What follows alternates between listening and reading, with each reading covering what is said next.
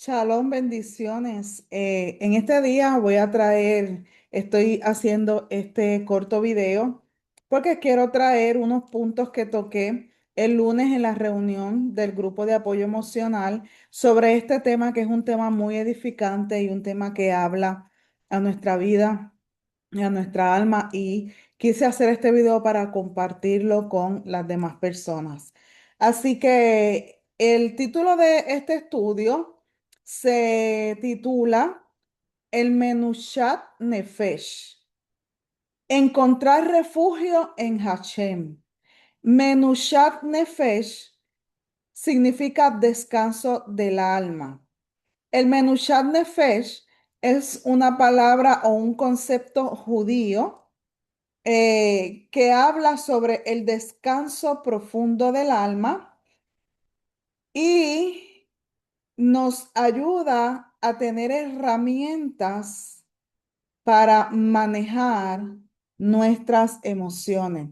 Así que básicamente lo que vamos a aprender es, con este concepto, ¿verdad? Lo que vamos a aprender es cómo Hashem es un lugar seguro para nuestra nefesh y cómo podemos entrar en ese descanso aún en medio de movimiento y de caos.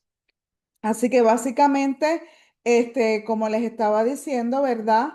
El menushá no significa no hacer nada. En hebreo, esta palabra significa orden interno, quietud en el centro del alma. Los sabios dicen que es un regalo divino cuando el corazón se alinea con la paz de Hashem. Así que está conectado con Shabbat, pero también está conectado con nuestra vida diaria. Entonces, ¿qué es el Menushat Nefesh? Siempre me gusta recalcar, ¿verdad?, que no estoy muy familiarizada en la pronunciación de estas palabras hebreas, así que si lo estoy pronunciando mal, discúlpeme esa, pero honestamente, pues no estoy muy familiarizada en eso, pero siempre me gusta estudiar las palabras hebreas. Eso no me impide, ¿verdad?, que no sepa pronunciarlas correctamente, no me impide buscar y profundizar sobre estas palabras, así que discúlpeme en esa, pero vamos a continuar. Como les estaba diciendo, el Menushat Nefesh es un concepto judío que se traduce literalmente como el descanso del alma y se refiere a la ecuanimidad o la capacidad de mantener la calma y el equilibrio interno. Significa estar en paz consigo mismo, no suprimir las emociones, sino gestionarlas para no dejarse llevar por ellas y vivir en el momento presente, ¿verdad? En lugar, ¿verdad?, de preocuparnos por el pasado o por el futuro. Así que el concepto, ¿verdad?, de esta palabra judía o el concepto de este concepto judío, valga la redundancia, tiene conceptos clave, que es el equilibrio interior, que es la capacidad de permanecer calmado y equilibrado incluso cuando se está abrumado por las emociones. También otro de los conceptos que tiene es la paz del alma. No es un estado constante, sino una cualidad que se puede cultivar y a la que se puede regresar. También otro concepto que tiene esto es vivir en el momento. Es estar presente aquí, ahora, en lugar de quedarnos atrapados en el pasado o en la ansiedad por el futuro, esas preocupaciones por lo que vaya a suceder, sino anclarnos en el presente, en el aquí y en el ahora. Y también otro de los conceptos que tiene es manejo de las emociones. No se trata de reprimir los sentimientos, sino de encontrar un equilibrio a través de ellos. Así que para seguir profundizando un poquito más en este concepto y en esta palabra, Menushat Nefesh, para que nos ayude, ¿verdad?, a traer claridad a nuestra mente, porque de verdad que es un concepto bastante hermoso donde nos acerca profundamente a Hashem y nos aumenta la fe. Así que, como les estaba mencionando, el Menushat Nefesh también se traduce como descanso del alma, pero en hebreo significa mucho más. El Menushá significa reposo, quietud, estabilidad, orden interno. Esto es sumamente importante. Es crear ese orden interno, ese caos que a veces tenemos por nuestras emociones y por las situaciones que vivimos. Pues el Menushá nos ayuda a tener ese reposo, esa quietud, esa estabilidad y por sobre todo nos ayuda a crear un orden interno. El nefesh es la vida emocional, la parte de nosotros que siente, que desea y reacciona. Así que el menushat nefesh es el estado donde nuestra vida interior está alineada, calmada y en paz. No porque todo a nuestro alrededor esté en perfecta paz, no porque todo afuera esté perfecto, sino porque el alma está ordenada por dentro. Cuando nosotros aprendemos a ordenar nuestra vida interior, no importa el caos que haya afuera, nada nos va a sacar y nos va a quitar de ese refugio y de esa quietud y de esa estabilidad que encontramos en Hashem. Así que el fundamento de este concepto judío es, viene de Génesis 2:2, que la palabra dice, y descansó Elohim. Aquí Menushá es sinónimo de completitud, de armonía, de orden después del caos y de satisfacción interna.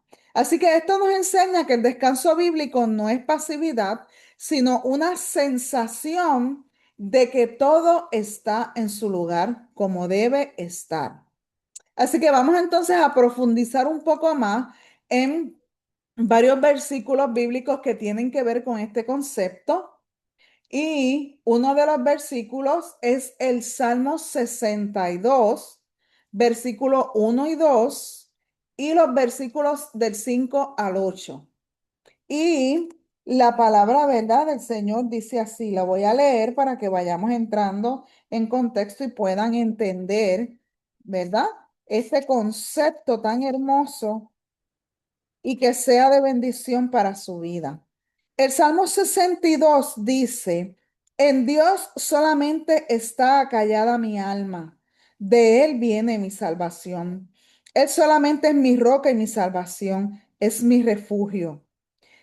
Los versículos 5 al 8 dicen, alma mía, en Dios solamente reposa, porque de Él es mi esperanza. Él solamente es mi roca y mi salvación, es mi refugio, no resbalaré. En Dios está mi salvación y mi gloria. En Dios está mi roca fuerte y mi refugio.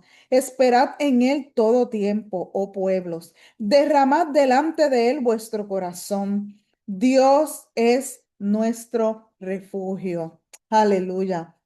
Así que cuando nosotros nos ponemos a buscar, ¿verdad?, sobre este Salmo 62, la mayoría de las teorías aceptadas es que David escribió este salmo durante la rebelión de su hijo Absalón, que esto lo relata el libro de Segunda de Samuel, capítulos 15 al 17. Entonces, hay varios puntos o varias razones que apuntan a que este salmo fue escrito en ese momento. Número uno, la traición oculta, ¿verdad? David describe a enemigos que bendicen con la boca, pero maldicen por dentro. Esto lo describe el versículo 4, que dice, solamente consultan para arrojarle de su grandeza. Aman la mentira, con su boca bendicen, pero maldicen en su corazón. Entonces vemos que bendicen con la boca, pero maldicen con el corazón, y esto encaja perfectamente con la conspiración política de Absalón y sus consejeros como Aitofel, quienes fingían lealtad mientras planeaban quitarlo del trono. Así que vemos la fragilidad también, es otra de las cosas internas que se pueden ver, que se ve el trono de David muy frágil. David describe su situación como que una pared se está desplomando. Entonces, o una cerca debilitada. En ese momento, su reinado estaba a punto de colapsar y él era un rey anciano huyendo de su propio hijo. No era una persecución abierta como la de Saúl, a diferencia de que cuando huía de Saúl en su juventud, aquí el peligro provenía desde adentro, provenía de la sedición, provenía de la mentira y la política interna de su propia corte. O sea, provenía de los mismos de él, esa traición. Así que David probablemente compuso este canto mientras huía hacia el desierto de Judea, cruzando el río Jordán para escapar de las tropas de su hijo en un estado de vulnerabilidad extrema. Entonces, ¿por qué David lo escribió? El propósito espiritual, ¿verdad?, de este salmo. David escribió este salmo con tres propósitos fundamentales que van más allá de una simple petición de ayuda. David lo escribió para predicar a su propia alma autocontrol espiritual. Muchas veces cuando nosotros estamos pasando por situaciones difíciles y situaciones en las que estamos huyendo, por así decirlo, de las situaciones y situaciones donde estamos completamente abatidos, necesitamos hablarle a nuestra propia alma para tener ese autocontrol emocional y espiritual y poder batallar, ¿verdad? Con la circunstancia, pero desde un fundamento firme. Entonces, este salmo, ¿verdad? David lo escribe para hablarle a su propia alma y su propia alma tenga ese autocontrol espiritual. El salmo comienza y se repite con la frase, en Dios solamente espera en silencio mi alma. David escribió esto para calmar su propia ansiedad. Muchas veces cuando nosotros estamos en esos momentos de angustia y de ansiedad, necesitamos hablarle a nuestra ansiedad. Necesitamos decirle, cálmate, porque hay uno más grande que está en control. Así que en medio del caos de perder el reino, de ser traicionado por su propio hijo, él necesitaba recordarse a sí mismo que no debía entrar en pánico ni buscar alianzas humanas desesperadas, sino esperar en el silencio de la salvación de Dios. Así que otra de los motivos por los que David también escribe este salmo es para denunciar la hipocresía de sus enemigos. David escribió esto como una respuesta a la traición y vemos en el versículo 9 y 10 que expone la vanidad de los hombres de alto rango, la nobleza de la traición y advierte contra la confianza en la extorsión y el robo, prácticas que probablemente estaban usando los rebeldes para consolidar su poder. Y que también podemos ver que otra de los motivos que llevó a David a escribir también era para instruir al pueblo que permaneció fiel con él. El salmo cambia de un monólogo interno a una exhortación pública y vemos en el versículo 8 que dice, esperad en él en todo tiempo, oh pueblos. Así que David escribió esto para animar a los pocos seguidores que huyeron con él, recordándoles que el poder y la misericordia pertenecen a Dios, no al usurpador que acaba de tomar Jerusalén. Así que la idea, ¿verdad? ¿Cómo podemos aplicar esto hoy en día? El Salmo 62, ¿cómo lo podemos aplicar hoy en día? Este salmo es único porque no contiene peticiones directas a Hashem. No le dice a Dios, haz esto, o mátalo, o te pido esto, o dame esto, sino que es una declaración de confianza pura. David lo escribió para enseñarnos que cuando las estructuras de nuestra vida, trabajo, familia, reputación, se sienten como una pared desplomada, la única respuesta segura es el silencio confiado ante Dios. Así que vemos, ¿verdad? Que el secreto del silencio activo en este versículo contiene una atención fascinante, porque David no está pasivo, él está haciendo un esfuerzo espiritual tremendo. Entonces, la palabra clave aquí en este versículo es solamente, cuando dice en Dios solamente. Aquí esta palabra solamente en hebreo es la palabra ak, ak. Esta palabra aparece al principio de la frase en el original hebreo para dar énfasis. Así que David estaba diciendo, no es mi ejército, no es mis consejeros, no es mi estrategia, no es mi fuerza, no es mi propia prudencia, solamente en Dios.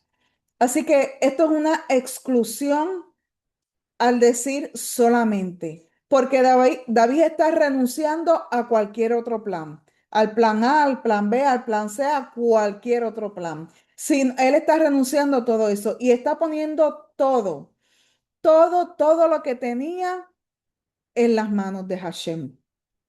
Así que otra de las palabras también que podemos ver en este versículo, el silencio, ¿verdad? Ese silencio hebreo en la palabra es la palabra hebrea dumillá, y la tradición está acallada a mi alma o espera en silencio, es muy profunda. Cuando él dice en este salmo, está acallada mi alma o espera en silencio, es muy profunda. Así que la palabra hebrea dumillá implica quietud, reposo o una pausa. Y no es un silencio vacío, no es que David no tenga nada que decir, es un silencio de sumisión y significa que ha dejado de discutir con Dios, ha dejado de quejarse de su hijo Absalón y ha silenciado su propia ansiedad. Miren qué poderoso es esto y mira todo lo que este salmo nos puede enseñar si nosotros lo atesoramos y lo aplicamos en nuestra vida. Así que es la calma después de aceptar que Dios tiene el control. Tenemos que aprender a tener esa calma en los momentos difíciles. Tenemos que aprender esto de David, de aprender a decir, está callada mi alma y espero en silencio, porque no es un silencio vacío. Sabemos que los silencios de Dios no son vacíos. Sabemos que los silencios de Dios, aún en esos silencios, Él está obrando y trabajando. Esto este silencio, también tenemos que aprender a tener ese silencio de someternos y de sumisión, de no discutir, de no quejarnos, de no preguntar por qué, por qué, por qué. No, al contrario, tenemos que continuar, ¿verdad? Y permitir que silenciar nuestra ansiedad y permitir que esa calma que solo Hashem nos da es la que puede tener el control sobre todo. Otra de las cosas en el versículo 2 que si el versículo 1 es una actitud interna en el silencio, ¿verdad? El versículo 2 es la realidad externa. ¿Quién es Dios? David usa tres metáforas militares y geográficas. Mi roca.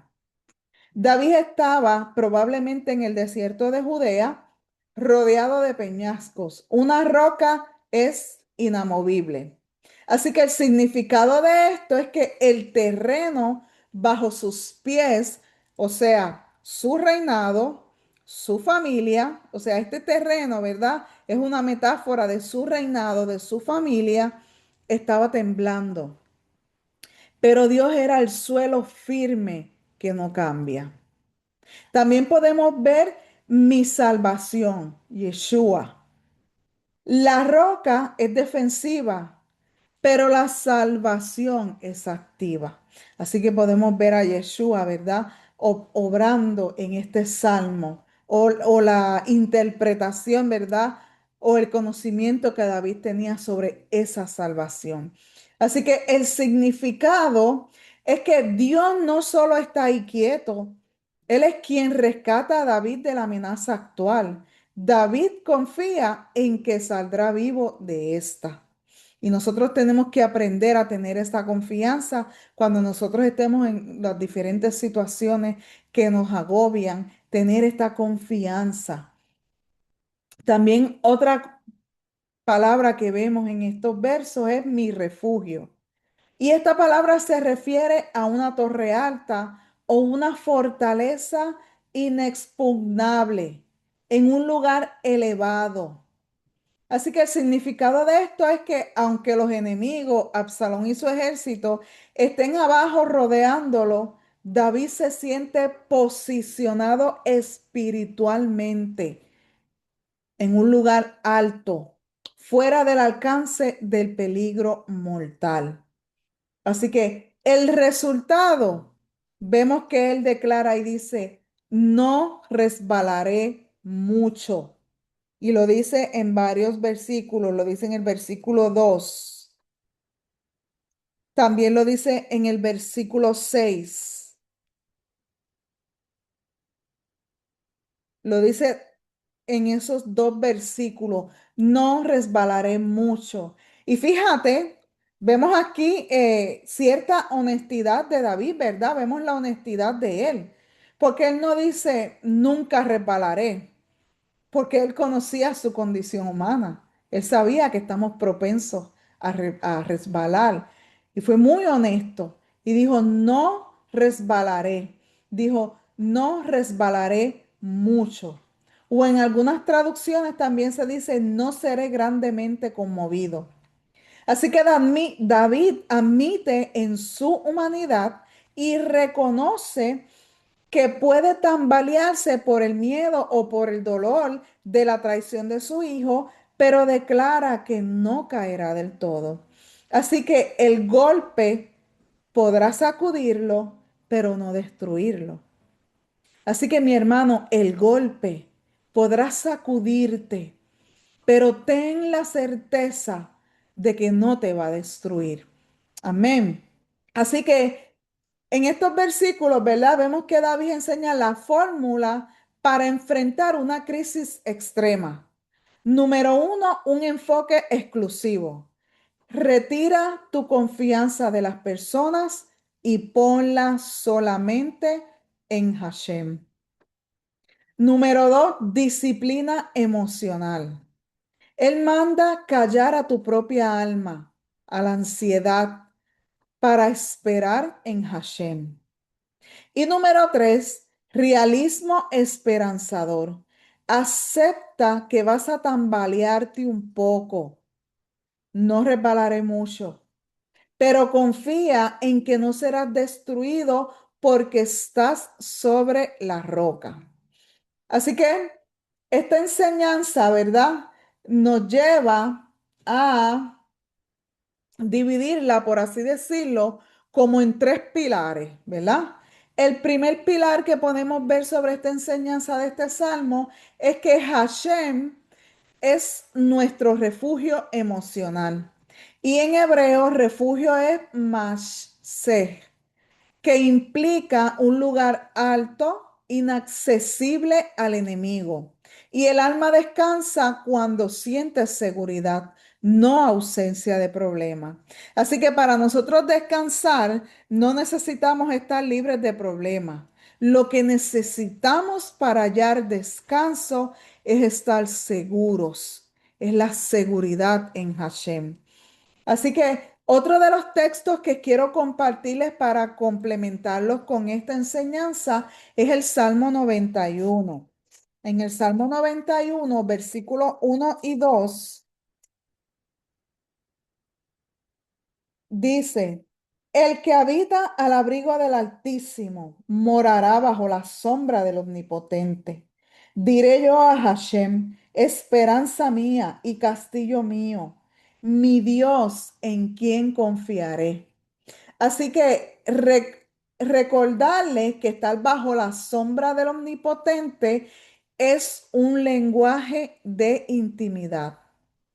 Tenemos que entender esto bien, bien, bien. Cuando nosotros decimos que estar bajo la sombra es porque tenemos intimidad con Hashem. Así que el Salmo 91, 1 y 2 es el hermano gemelo del Salmo 62, 1 y 2, pero con un matiz importante. Si el Salmo 62, ¿verdad? Trata sobre resistir en medio de la tormenta, la roca no se mueve, y el Salmo 91 trata sobre habitar en el lugar seguro, en la casa donde no entra el peligro.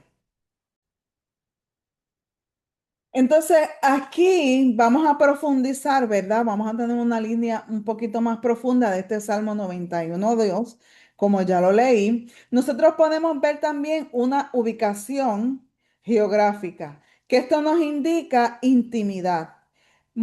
Mientras que el Salmo 62, David busca silencio, ¿verdad? Aquí este salmista busca una ubicación, el que habita, habitar. En hebreo es Yoshef.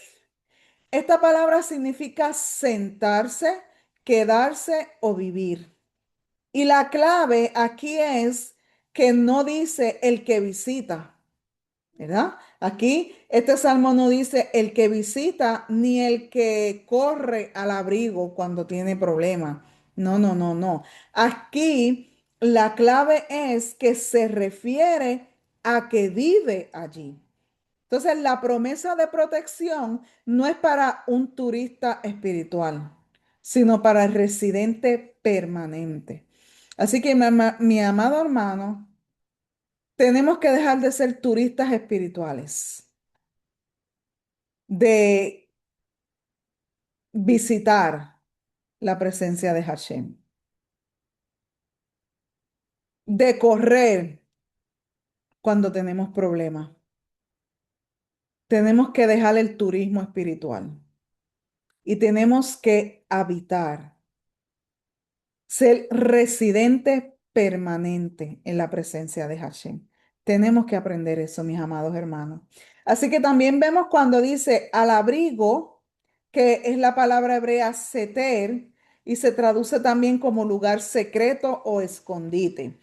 Esto implica invisibilidad, y cuando estás en el secreto de Dios, el enemigo puede estar buscándote, pero no te puede encontrar porque estás oculto en la presencia de Hashem. Mira qué importante es la intimidad. Estar bajo la sombra, en hebreo tesel. Esta es una de las imágenes más tiernas y poderosas, porque esto habla de proximidad. Para estar bajo la sombra de algo, tienes que estar muy, muy, muy cerca de él. No puedes estar bajo la sombra de Dios si estás lejos de él. Esto indica protección, porque en el desierto la sombra es lo único que te salva, ¿verdad? De morir insolado. Y aquí Dios no solo es un escudo contra flechas, es alivio contra el calor de la prueba. Entonces podemos ver, ¿verdad? También cómo en el versículo 2 podemos ver cómo la apropiación personal, ¿verdad? Aquí ocurre el mismo cambio que vimos en el Salmo 62. El versículo 1 es una verdad general, el que habita, pero el versículo 2 es una decisión personal. Cuando decimos, diré yo a Hashem. La fe no se queda callada. Aunque el alma calle, la ansiedad, la boca declara la verdad. Así que el salmista hace pública su relación con Dios. No dice, Él es Dios. Dice, Él es mi Dios. Cuando dice, esperanza mía y castillo mío. Aquí vemos el paralelo directo con el Salmo 62. Esperanza, refugio. El lugar a donde huyes para escapar del peligro inmediato. Castillo, fortaleza, una estructura militar diseñada para residir asedios largos. Al igual que en el Salmo 62, Dios es tanto la seguridad temporal, ese refugio rápido, como la seguridad eterna, ese castillo fuerte. Así que podemos ver ¿verdad? La comparación del Salmo 62 y el Salmo 60 y el Salmo 91. Y si unimos, ¿verdad? Estos pasajes, ambos pasajes, obtenemos una teología completa de la confianza. El Salmo 61 nos enseña a vivir tan cerca de Dios cada día, habitar, que cuando llegue el día malo, como le pasó a David en el Salmo 62, no tengamos que buscar a un desconocido, sino que simplemente nos apoyemos en la roca que ya conocemos. Aleluya, qué hermoso, ¿verdad? Así que otro pilar que nos enseña esto es tener un orden interno, es un descanso emocional. Así que Menushat Nefesh surge cuando el alma se reordena, cuando los pensamientos los alineamos, cuando tenemos deseos y descansamos en paz, cuando tenemos impulsos bajos, tenemos los impulsos bajo control. Y cuando respetamos nuestro propio proceso. No queremos saltarlo, simplemente que respetamos el proceso, lo aceptamos y nos sometemos al proceso. Así que estos versos nos enseñan, ¿verdad? A tener esa confianza en Hashem.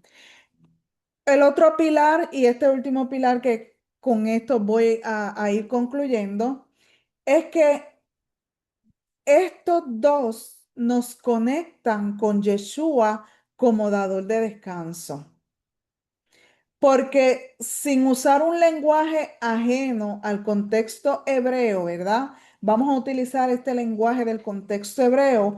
Yeshua invita a descansar el alma. En Mateos 11 28 al 29, Yeshua dice,